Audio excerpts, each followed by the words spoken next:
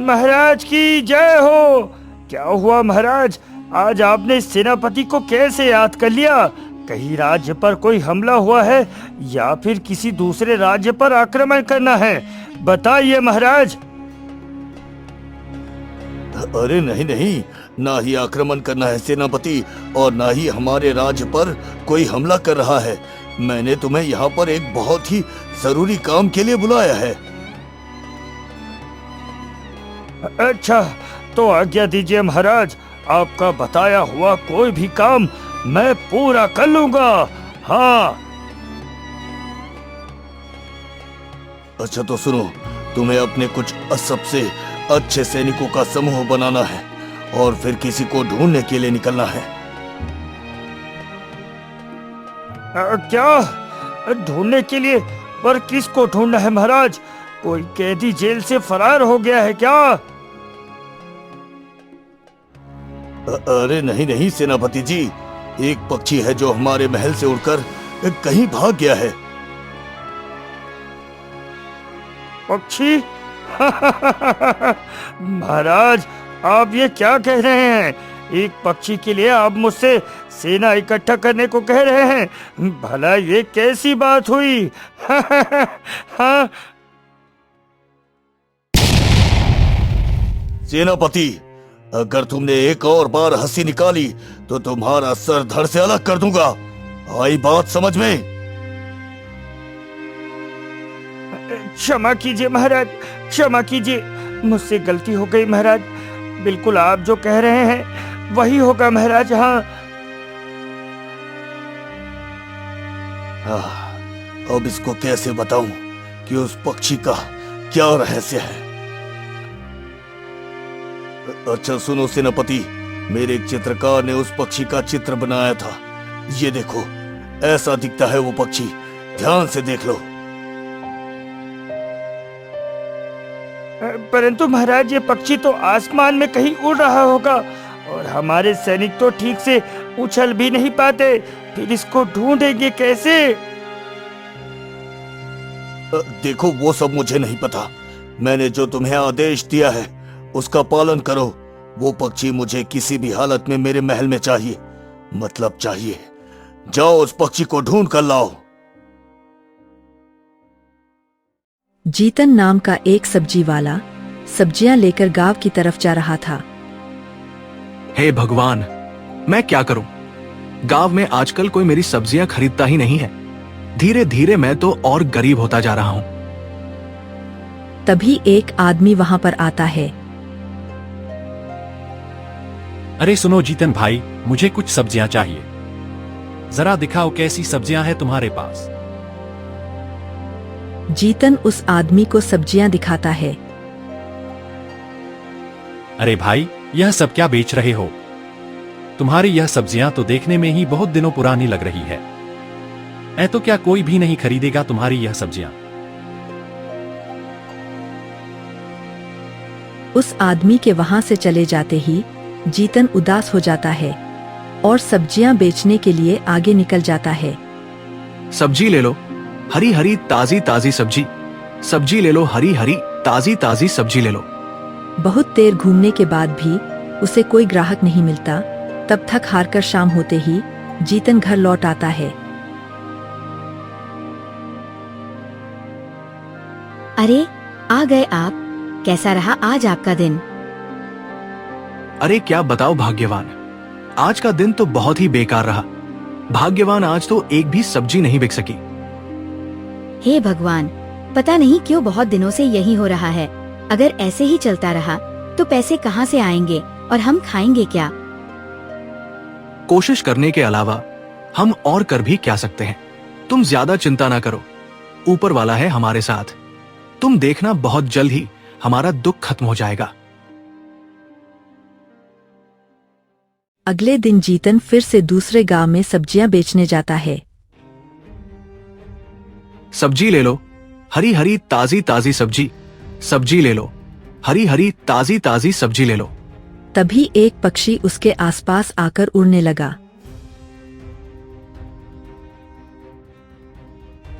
अरे ये पक्षी कहां से आ गया? भाग यहां से, मुझे सब्जियां बेचने में दिक्कत हो रही है। चल जा यहाँ से हुर हुर। जीतन बहुत कोशिश करता है पर वह पक्षी वहां से नहीं भागता।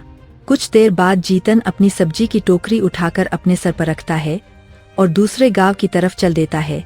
वो पक्षी भी उसके पीछे पीछे उड़ने लगता है। अरे ये पक्षी कब से मेरे पीछे उड़ रहा है? इतना बड़ा गांव है पर इसको मेरे ही सिर पर मंडराना है। कुछ देर बाद वह पक्षी जीतन के आसपास नहीं दिख रहा था। जीतन को लगा कि वह पक्षी चला गया है, पर असल में वो पक्षी जीतन के सर पर जो सब्जियों की टोकरी थी उस पर बैठ गया था। थोड़ी देर बाद एक आदमी जीतन के पास आता है और जीतन से उसकी कुछ सब्जियां खरीद लेता है। चलो ये तो अच्छा हुआ कि बहुत दिनों बाद कोई ग्राहक मिला। आज घर जाऊंगा तो मेरी पत्नी बहुत खुश हो जाएगी। थोड़ी देर बाद एक और आदमी जीतन के पास आता है और कहता है, अरे भाई, तुम्हारी सब्जियां ताजी तो है ना? जी हाँ, एकदम ताजी है। बताइए कितनी दूं? एक काम करो, सब दे दो। मेरे घर में बहुत सारे मेहमान आने वाले हैं, तो खाना बनाने के लिए मुझे कुछ ज्यादा सब्जियों की जरूरत है। जी जी, बिल्कुल देता हूं।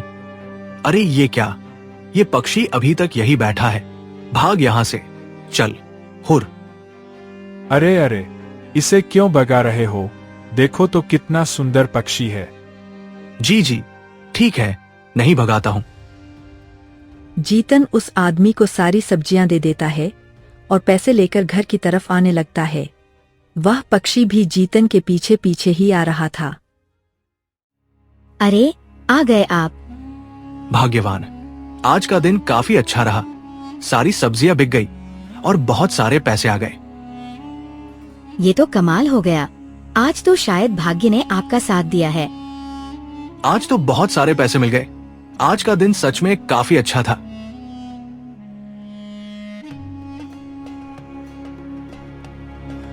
जीतन और उसकी पत्नी आपस में बात कर रहे थे। उस समय वह पक्षी वही आसपास उड़ रहा था।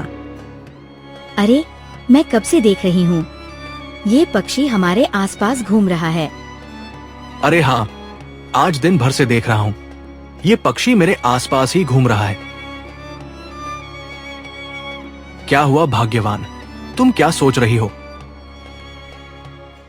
जरा सोच कर देखिए ना, हर दिन आप सब्जियां बेचने निकलते थे तो एक भी सब्जी नहीं बिक पाती थी, लेकिन आज जब ये पक्षी आपको मिला तो इतनी सारी सब्जियां एक साथ बिक गई और हमारे पास पैसे आ गए।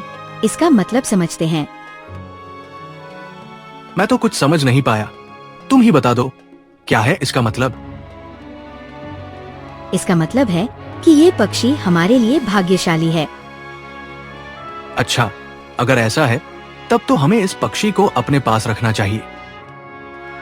जीतन की पत्नी अंदर से चावल लेकर आती है और अपने घर पर बने चबूतरे पर डाल देती है।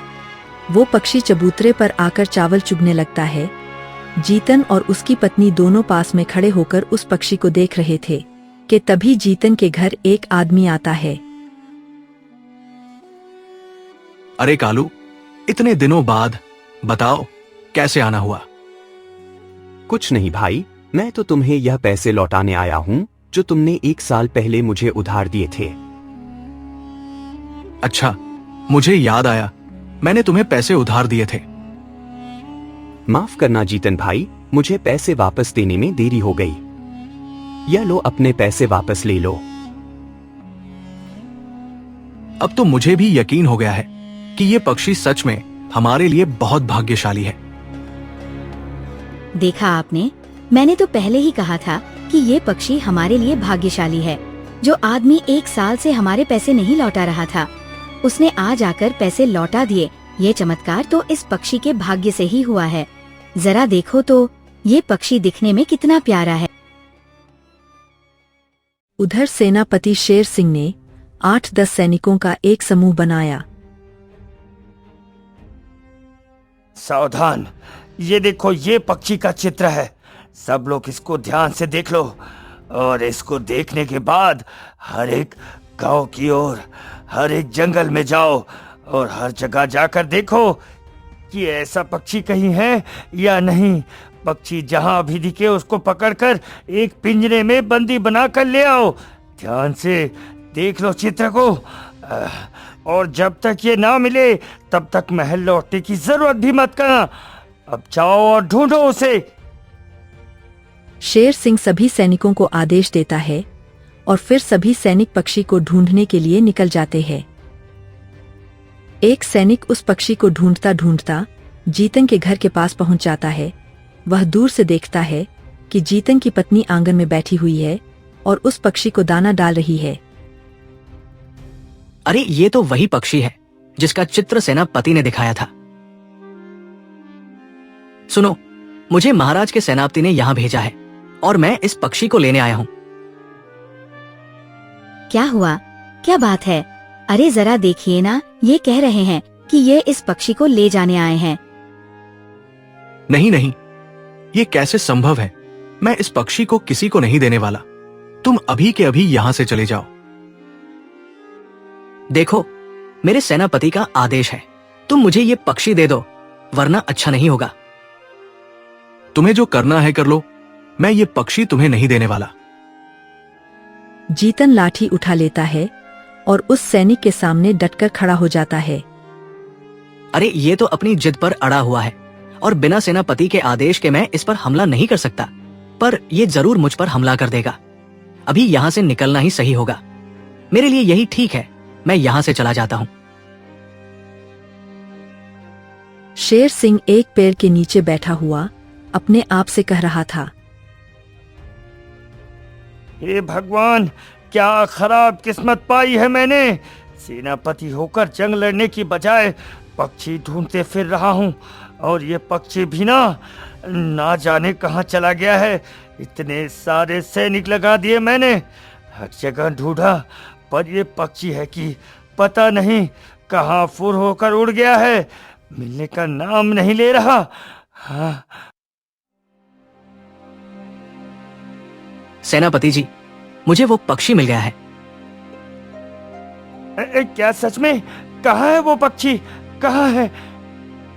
वो यहाँ से थोड़ा दूर एक जीतन नाम के व्यक्ति का घर है, उसी ने उस पक्षी को पाला हुआ है। अरे तो तुम उस पक्षी को लेकर यहाँ क्यों नहीं आए? वो आदमी जिद पर अड़ गया था, कह रहा था पक्षी नहीं देगा। हाँ, ऐसे कैसे नहीं देगा? अभी एक सैनिकों की टुकड़ी लेकर उसके घर जाता हूँ। चलो। सेनापति सभी सैनिकों को इकट्ठा करता है और जीतन के घर पहुंच जाता है। तो क्या वो पक्षी तुम्हारे पास है? हाँ, वो पक्षी मेरे पास ही है और मैं तुम्हें उस पक्षी को हरगिज नहीं दूंगा। देखो, मैं सीधी तरह तुम्हें बोल रहा हूँ, वो पक्षी मुझे दे दो, वरना मेरे साथ जो सैनिक है ये तुम्हारा बहुत बुरा हाल करेंगे। हाँ, बता रहा हूँ। अरे ये सैनिक मुझे नुकसान पहुंचाना चाहते हैं। बचाओ, बचाओ, कोई मुझे बचाओ। अरे बाप रे, ये तो शोर मचाने लगा। जीतन के शोर मचाने पर उसके पड़ोसी और गांव वाले इकट्ठा हो जाते हैं। अरे जीतन भाई, क्या हुआ? तुम शोर क्यों मचा रहे हो? अरे भाई, ये सैनिक आए हैं, मुझसे ये पक्षी छीन कर ले जाना चाहते हैं। ये पक्षी मेरा है, इसको मैंने पाला है। देखो, मुझे राजा का आदेश है, मुझे इस पक्षी को ले जाना ही पड़ेगा। हाँ। अरे तुम एक गरीब आदमी पर दबाव बना रहे हो। जाके कह दो अपने राजा से कि यह तानाशाही नहीं चलेगी। अपनी प्रजा को धमकाना एक राजा को शोभा नहीं देता। सेनापति के पीछे खड़ा एक सैनिक सेनापति के कान में कहता है, सेनापति जी, ये हमारे राज्य के लोग हैं, इनके खिलाफ जाना शायद सही नहीं रहेगा। और अगर हम इन पर हमला करते भी हैं तो भी हमारे लिए खतरा है, क्योंकि हम बस 8-10 लोग हैं और सामने पूरा गांव है। उनसे उलझे तो शायद हमारी ही धुलाई हो जाएगी, और निर्दोष लोगों पर हमला करने पर राजा हमें दंड देगा, वो अलग। अरे हाँ हाँ, बिल्कुल सही कह रहे हो तुम। किसी दुश्मन को हराना आसान है, पर अगर प्रजा ही विद्रोह करे तब बहुत ज्यादा मुश्किल हो जाता है। अभी हमें यहाँ से चलना चाहिए। हाँ। सेनापति सभी गांव वालों से माफी मांगता है। देखिए, मेरा इरादा इस व्यक्ति को धमकाने या नुकसान पहुंचाने का नहीं, बस मैं राजा के आदेश का पालन कर रहा हूँ। महाराज ने कहा है कि इसके घर में जो पक्षी है वो उन्हें चाहिए, बस मैं वही लेने आया था। आज राजा किसी और का पाला हुआ पक्षी मांग रहा है, कल को हमारे घरों की संपत्ति मांगेगा। ऐसा नहीं चलेगा। तुम चले जाओ यहाँ से और राजा से कहना कि अपनी प्रजा पर दबाव बनाना ठीक नहीं है। जी ठीक है, मैं अपने सैनिक लेकर यहाँ से चला जाता हूँ। ठीक है। शेर सिंह और उसके सैनिक वहां से चले जाते हैं। आप लोगों का बहुत बहुत धन्यवाद। अगर आज आप लोग ना होते तो ये सेनापति ना जाने क्या करता मेरे साथ। अरे जीतन, तुम एक ईमानदार व्यक्ति हो। तुम पर कोई दबाव बनाएगा तो पूरा गांव तुम्हारा साथ देगा। अरे तुम आ गए सेनापति। आओ आओ आओ, बताओ वो पक्षी मिला कि नहीं? महाराज, वो पक्षी मिल गया है और वो एक जीतन नाम के व्यक्ति के घर में है। मैं सैनिक लेकर उसके घर पर गया तो पूरा गांव उसके समर्थन में आ गया। अब हम अपनी प्रजा के लोगों पर हमला तो नहीं कर सकते थे ना, इसलिए हमें खाली हाथ वापस आना पड़ा महाराज। हाँ, चलो ये तुमने अच्छा किया कि आम लोगों पर हमला नहीं किया, नहीं तो राज्य में विद्रोह की स्थिति बन जाती। हाँ महाराज। और महाराज, आप बुरा ना माने तो मैं आपसे एक बात पूछूं? हाँ हाँ, पूछो। महाराज, आप मुझे बता सकते हैं क्या कि वो पक्षी आपके लिए इतना खास क्यों है? क्या करूं, मुझे इसे बताना चाहिए या फिर? वैसे कई सालों से मेरा सेनापति है, मेरे ख्याल से इस पर भरोसा कर लेना चाहिए मुझे। हाँ हाँ, तो सुनो। एक साल पहले जब मैं जंगल में घूमने के लिए निकला था, एक तालाब के पास पानी पीने के लिए रुका था। मैंने वही देखा कि पास में एक साधु ध्यान कर रहे थे। मुझे अभी भी याद है वहां कितनी शीतल हवा चल रही थी। अरे वाह, कितनी शीतल हवा चल रही है, यहाँ कितनी शांति है। साधु महाराज ने बिल्कुल सही जगह चुनी है ध्यान लगाने के लिए।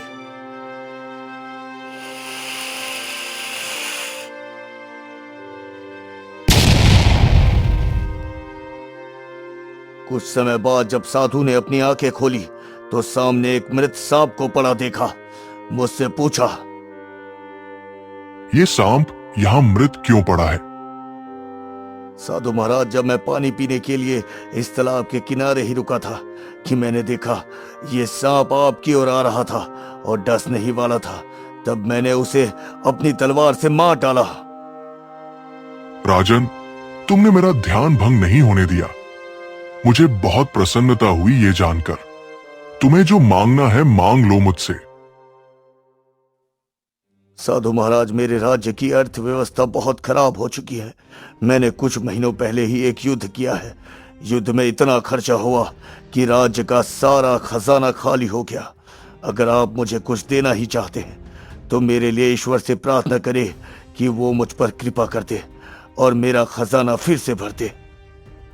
मेरे पास तुम्हारी समस्या का एक समाधान है। राजन, ये जो पक्षी तुम इस समय देख रहे हो, ये कोई आम पक्षी नहीं है। ये जिस किसी के भी पास जाता है उसका घर धन धान्य से भर जाता है। तुम इसको अपने साथ ले जाओ, तुम्हारा खजाना फिर से भर जाएगा। ठीक है साधु महाराज, आपका बहुत बहुत धन्यवाद। बहुत बहुत धन्यवाद साधु महाराज।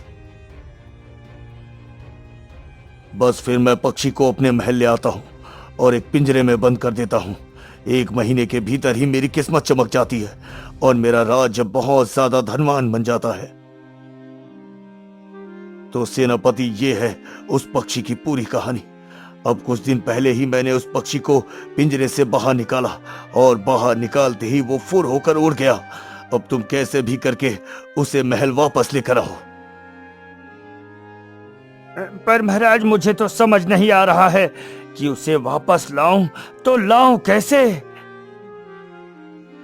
अब देखो, मुझे नहीं पता कि कैसे लाओ। कुछ भी करो, कोई भी तरीका अपनाओ, पर उसे वापस लेकर आओ।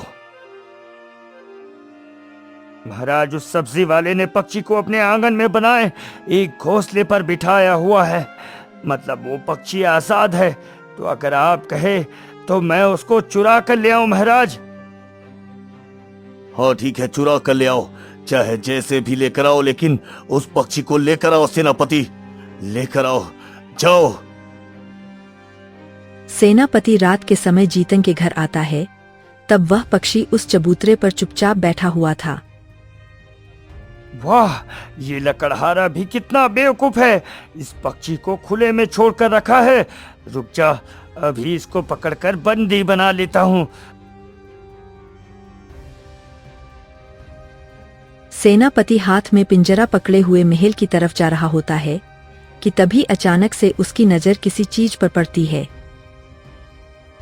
अरे बाप रे, इतना भारी सोने का कंगन, इसको बेचकर तो मैं धनवान बन जाऊंगा। अरे इसको यहाँ कौन छोड़कर गया होगा। अरे कहीं ये पक्षी का कमाल तो नहीं। महाराज ने कहा था कि ये पक्षी इंसान को धनवान बना देता है। अभी ये पक्षी मेरे पास है तो मुझे ये सोने का कंगन मिल गया। अगर ये पक्षी राजा को वापस कर दूंगा तो इसका मतलब धनवान बनने का मौका खो दूंगा। नहीं नहीं, मैं ये पक्षी वापस नहीं करूंगा। हाँ। यह सोचकर शेर सिंह उस पक्षी को लेकर कहीं भाग जाता है। राजा अपने सिपाहियों को बुलाकर कहता है, तुम लोगों में से किसी ने सेनापति को देखा है क्या? नहीं महाराज, सेनापति जी तो कल रात से ही गायब है। राजा काफी देर तक सेनापति का इंतजार करता है। अरे आखिर ये सेनापति कहाँ जा सकता है? कहीं सेनापति ने मुझसे बेईमानी तो नहीं कर दी? कहीं वो पक्षी लेकर भाग तो नहीं गया? राजा सेनापति शेर सिंह को ढूंढते ढूंढते जीतन के घर पहुंचता है। राजा वहां देखता है तो उसको पता चलता है कि जीतन रो रहा है।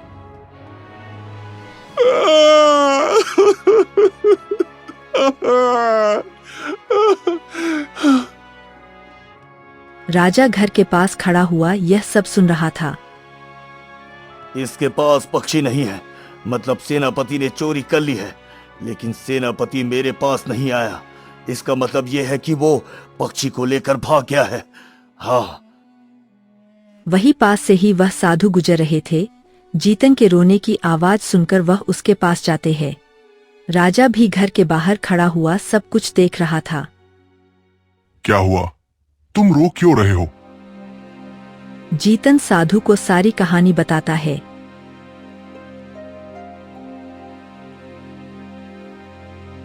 पर वो पक्षी तो मैंने राजा को दिया था। लगता है उस पक्षी की चंचलता फिर से जाग गई और वो इसके पास आ गया। मैंने गलती कर दी। उस पक्षी को घोंसले में रखकर मुझे उसे खुले में रखने के बजाय उसको घर के अंदर रखना चाहिए था। मेरी लापरवाही की वजह से आज वो उड़ गया। तभी राजा जीतन के घर आता है। प्रणाम मुनिवर। अरे राजन, तुम यहाँ कैसे? यही तो है जिन्होंने मेरे पक्षी को मुझसे दूर किया है। देखो, मैंने अपने सेनापति को कहा था पक्षी चुराने को, पर वो चुरा कर मेरे पास आने की बजाय उसको लेकर कहीं भाग गया। तभी साधु की नजर दूर से आ रहे उस पक्षी पर पड़ती है। देखो, तुम्हारा पक्षी खुद तुम्हारे पास आ रहा है। साधु, जीतन और राजा तीनों उस पक्षी को अपनी तरफ आते हुए देखते हैं। तभी राजा की नजर पड़ती है कि उस पक्षी के पीछे पीछे सेनापति भी भागता हुआ आ रहा है। अरे ये गद्दार मिल गया मुझे। रुक जा, आज तो इसकी खैर नहीं, इसे तो मैं आज बताता हूँ। अरे बाप रे, पक्षी के पीछे भागते भागते मैं वहीं आ गया जहां से मुझे भागना था। अरे बाप रे। सेनापति राजा की पकड़ में आ जाता है और वह पक्षी जीतन के आंगन में बने हुए चबूतरे पर जाकर बैठ जाता है। मैंने गलती से पिंजरा खुला छोड़ दिया था। अचानक से ये पक्षी निकलकर उड़ गया और मैं भी इसके पीछे भागते भागते यहाँ तक आ गया। क्या कमाल है नियति का, सब कुछ घूम फिर कर वही आ गया। पक्षी के सभी मालिक एक जगह इकट्ठे हो गए हैं। अब पक्षी का मालिक तो मैं हूँ, क्योंकि आपने ये पक्षी मुझे दिया था मुनिवर। पक्षी मेरा है क्योंकि ये मेरे पास आया था और मैंने इसे अपने घर में पाला है। पक्षी मेरा है क्योंकि इसे ढूंढने की मेहनत मैंने की, इसको चुराया भी मैंने था। हाँ मुनिवर, अब आप ही फैसला करें, या आखिर ये पक्षी किसके पास रहना चाहिए। साधु कुछ देर सोचते हैं। जब मैंने इस पक्षी को राजा को भेंट किया, तब ये पक्षी राजा के पास से भाग निकला और अब सेनापति ने इसे चुरा लिया। लेकिन ये पक्षी वहां से भी भाग निकला, लेकिन दोनों बार ये पक्षी उड़कर जीतन के पास पहुंचा और उसने इसे खुले में रख दिया। इसके बावजूद भी ये नहीं भागा, क्योंकि इसे यहाँ स्वतंत्रता का अनुभव हो रहा है। राजा और सेनापति ने पक्षी को पिंजरे में बंद रखा था, जबकि जीतन ने इसे आंगन में घोंसला बनाकर रहने दिया। जीतन ही इस पक्षी का ठीक तरह से पालन पोषण कर सकता है, इसलिए इसका असली मालिक जीतन ही है। परंतु साधु महाराज, ये पक्षी तो आपने मुझे दिया था। राजन, पक्षी बहुत समय तक आपके पास रहा और इसके भाग्य से आपको बहुत धन प्राप्त हुआ। अब आपके खजाने भर चुके हैं। लेकिन जीतन गरीब है और इस पक्षी के भाग्य की उसे अधिक आवश्यकता है। जी मुनिवर, मैं आपका आदेश मानता हूँ। राजा जीतन को ही वो पक्षी रखने देता है और शेर सिंह को गद्दारी करने के कारण सेनापति के पद से निष्कासित कर देता है।